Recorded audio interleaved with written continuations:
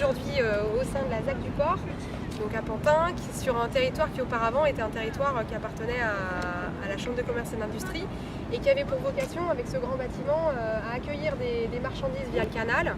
La ville de Pantin, quand elle a eu vent de la fin de l'activité de la Chambre de commerce et d'industrie, notamment dans ce bâtiment-là, elle a souhaité pouvoir utiliser cette opportunité foncière majeure pour retourner la ville vers le canal et donner accès aux habitants de Pantin à ce canal. Et donc ça passait par un projet public d'habitation. Donc là on a une double conjonction, les opérateurs économiques qui veulent se délocaliser. Après il y a un axe fort aussi, et on le voit très bien dans cette opération-là et avec les gros moulins, c'est le souhait du maire de Pantin de garder une trace de ce passé industriel en la valorisant. On voulait accompagner cette promenade le long du canal d'une façon très urbaine. Et donc, si vous avez été un tout petit peu en aval vers Paris, il y a déjà des tas d'opérations, enfin il y a plein d'opérations qui sont construites. Elles sont construites ici comme elles seraient construites n'importe où ailleurs. Et en fait, on a été aussi un peu les premiers à dire que le centre-ville de Pantin, c'était le canal. Donc en fait, on a fait un petit croquis dans lequel on montrait qu'il y avait des éléments importants, des bâtiments importants qui jalonnaient de part et d'autre le canal.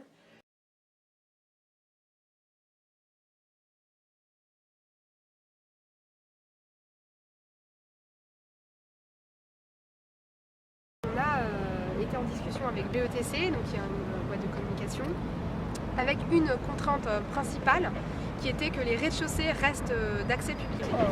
Donc pour avoir un équilibre économique, on a choisi de grouper une consultation opérateur entre le bâtiment d'activité et les 3 bâtiments de logement qui sont à côté.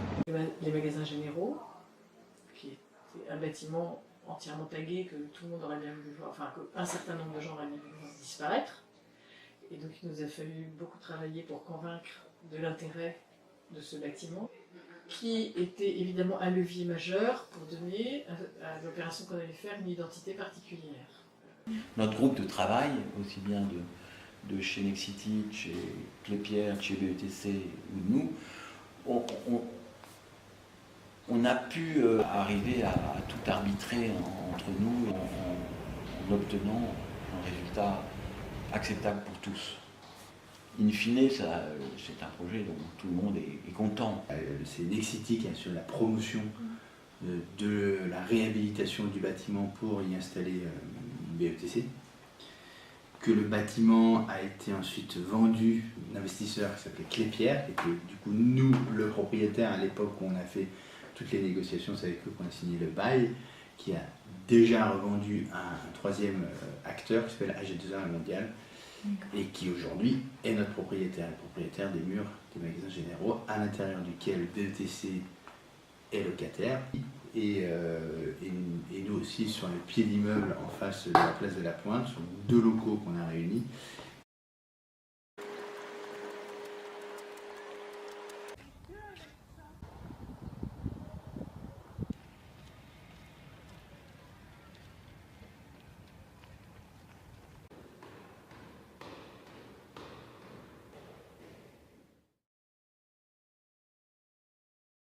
Donc il y a cette vraie problématique de comment est-ce qu'on arrive à faire cet espace de mixité dans lequel on a des gens à la fois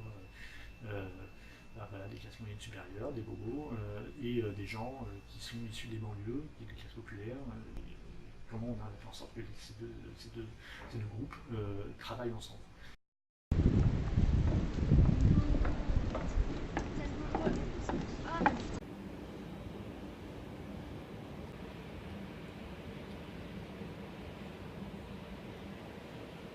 Il y a quand même toujours des phénomènes de gentrification. C'est-à-dire que vous amenez une population plutôt jeune et bourgeoise, branchée, machin, qui ont un certain pouvoir d'achat, et dans des quartiers qui sont plus fragiles, avec des gens qui ont plus de difficultés. Alors il faut réussir. Alors je crois que BETC a donné toutes les marques de cet intérêt, et ils ont tissé des liens avec un nombre d'associations. Alors après, c'était des problématiques difficiles, mais des problématiques politiques. Et ça, je crois que Bertrand Kern est très à l'écoute de ça, et très combatif là-dessus, pour ne pas, même s'il a besoin de ces nouveaux arrivants, il a besoin de ce 109, il a besoin de ces financements, évidemment. Mais parallèlement, il cherche en permanence à ce que le logement social soit préservé, les liens, les quartiers dans lesquels tout ça s'intègre puissent avoir suffisamment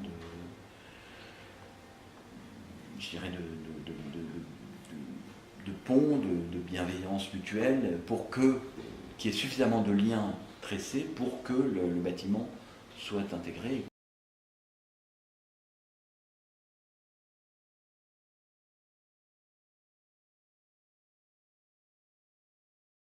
En agissant sur des opérations de ce type-là, en ZAC, la ville et le gouvernement restent ensemble a la volonté d'avoir une action forte sur le prix du foncier qui du coup permet de maintenir d'une manière un peu générale les prix de foncier à l'échelle de la commune.